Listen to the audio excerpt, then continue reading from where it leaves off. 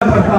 آج بھی زیارت نبیہ میں میرے وقت کا امام رو رو کے کہتا ہے میرا سلام اس معصومہ پہ جس کے رخساروں کا رنگ مسلسل تبدیل ہوتا رہا. کبھی زرد ہو گئے, کبھی سرخ ہو گئے, کبھی نیلے ہو گئے. ابھی جو ماتم نہ کر سکے وہ مقدر کا ماتم کرے. کہہ رہا ہوں ایک بیٹی وہ ہے جس کا باپ 14 سال زندان میں رہا, حالت رکوع میں رہا.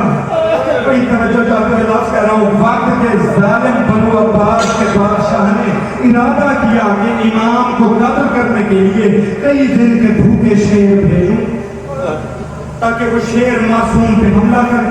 اور میں کہوں درندے تھے کھا گئے, درندوں کو کیا پتا کہ امام کیا ہوتا ہے. اس نے یہ سوچا سازش 3-4 دن شیروں کو بھوکا رکھا, زندان میں شیروں کو چھوڑ دیا. لیکن اسے یہ نہیں پتا تھا امام صرف انسانوں کا نہیں ہر مخلوق کا امام ہوتا ہے.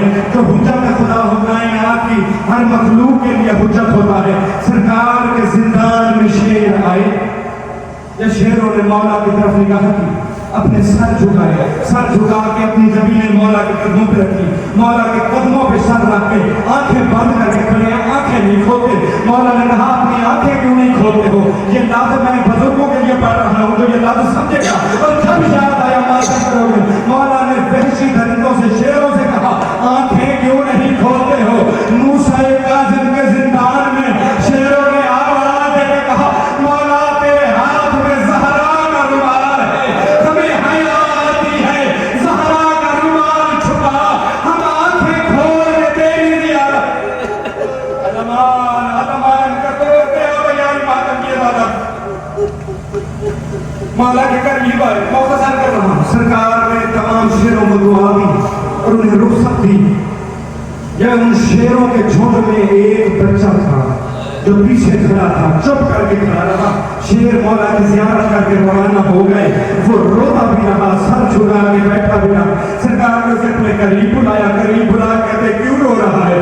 آواز نہیں, وہ سب بڑے تھے, وہ آپ کی بات سمجھ گئے, آپ نے اپنے احکام ان کے ذمہ لگا دیے.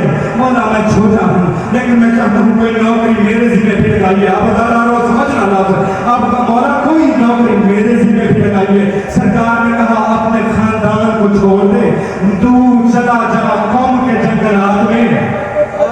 اللہ قوم کے جنگلات میں چلا جا,